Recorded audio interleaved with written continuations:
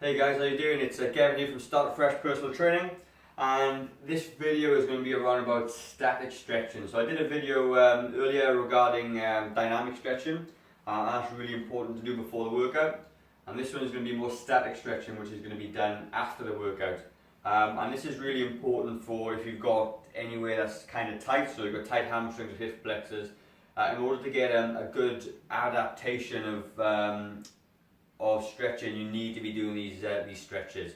Now, this a lot of people are individualized, right? So I'm not going to cater for individual things, but these 6 stretches I'm going to do are pretty generic, and they're pretty good for most people. But if you've got particularly tight areas in your body, you can focus on these, more than the others. If you're really loose in hamstrings or chest, wherever it is, probably no need to stretch at all, okay? You do the dynamic stretches by all means, but don't actually do the static stretches. It's not going to give you any benefit. These are for areas of the body that are pretty tight, and certainly if you've had a good workout and you need to just stretch your whole body to feel pretty good after the workout. So the first one's going to be hamstrings. A lot of people tend to do this hamstrings wrong, and I'm going to give you a really good way to do it, okay? So first of all, on the side there, what I want you to do is have straight legs. So you've got a bit of a triangle in the middle. What I want you to do is push your hips back, okay? When you push the hips back, you sort of create a lengthening of these hamstrings, and it's easier to stretch. So if your hips go back, what I want you to do is keep your chest up, okay? Don't slouch your shoulders, and then just keep your chest up, put your thumb there as a bit of a guide if you need to, and then just lean forward, okay? You're gonna feel a really big stretch at the back. So what I want you to do is once you get in this position there, you're just gonna hold it for 30 seconds. Once you get about 10 to 15 seconds in, take a deep breath, and then breathe out, and push just a little bit further, okay? Just to the borderline uncomfortable, alright? And try and relax the other muscle of the quad. And then you can do that one more time. And each time you're going to be able to move a little bit further forward, right? Really important to do that. Next one is going to be a quad stretch. And the version I like is just to bring your leg up this way, and bring your leg back just a little bit.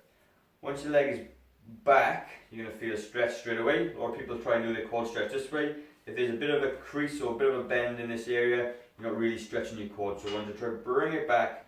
And when you bring it back, if your hip and bum is back, try and extend the hips forward. As soon as you extend the hips forward, you're going to get a really good stretch on the front of your quads there.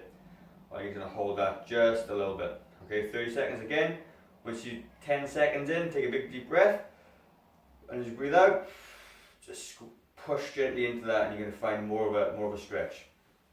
Next one, that does mainly the quad there. Next one's going to do a hip flexor stretch. So you're going to come down onto your knee. All right. What you're going to do is that again, as you come into this position, I want you to push your hips forward, and you feel the stretch just in the front there. Take this arm up and reach as high as you can to the ceiling, and just gently take it over. And as you start to take it over, you're going to feel a big stretch up the front there, and even in the quad as well, alright?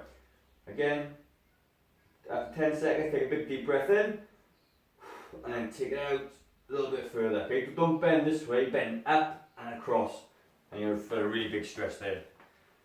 Next one's going to be more your lats. A lot of us have quite tight lats, okay? The lats are the big muscles that run from under the arm down into the back there. So you can do this with anything, a post or a bar. And all you're going to do is grab hold of the post, stick your bum back, head in between your arms, and just sink back into it. And you're going to feel a big stretch up there. You can do a single arm if you need to, or the other side if you can't get the stretch with the 2 arms, but either or works.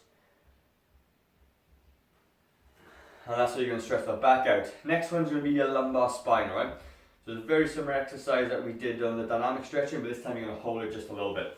So as you come down, out on the floor there, take the knee across and bring it this way. And the idea is you're going to try and get the knee to touch the floor. It's going to be very difficult to do. This arm comes up and out. And look at this arm, and just let it relax. And again, 10 seconds in, deep breath. And let the gravity do its thing, and as you pull gently with this, let this one just gently fall to the floor. Alright, really good exercise. You're going to open up the whole sort of body, the thoracic spine at the back. It's going to feel really good. Next one's going to be a pec minor, okay? So a lot of people do these stretches, they come in and they just whack it on, okay? That's not the muscle we want to stretch. A lot of us suffer from poor posture, which brings it this way, and because this muscle is really tight there. So muscle that comes up in the shoulder and into the sort of ribs area there. What you're going to do is you're going to come in against a post or a wall, take the arm just above, what's that about, that's 90 degrees, it's about 45 degrees. And as you come in this way, gently lean into it that way. You feel a big stretch up on the inside here, and that's a really good way for a pec stretch. And again, 10 seconds, take a big deep breath in, breathe out, and just gently ease it on. Don't crack it on, it'll hurt, and just gently ease into it until you find that stretch. And the next one, the last one, is going to be a shoulder stretch, alright? So a lot of people come along and they do this sort of thing, shoulders nice and high. If you look at the actual deltoid muscle, okay, it's a long, big, long muscle, and it works better if you bring it closer and down to your body.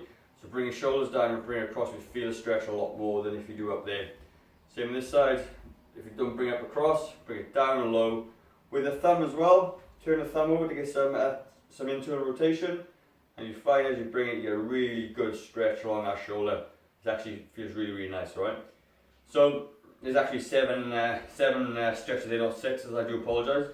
But hey, end of the day, that's a good 7 to get you started. If you don't stretch for all, these are going to be a really good start for you guys. I don't think that you need to do these just on workout days. If you're feeling, just feel like you need a bit of a stretch, just get it done. It only takes about 5 minutes to get them all done, alright? Remember, 30 seconds per muscle group and per side, obviously. And again, guys, yeah, hey, if you've got any questions at all, I'm going to leave my email address below as always. Please subscribe to my channel if you like it, and give it a share to anybody you think could benefit. As always, guys, start afresh. You can start afresh at any time of the day, week, night. Like I say, if you don't do something today, how will tomorrow be any different? Cheers.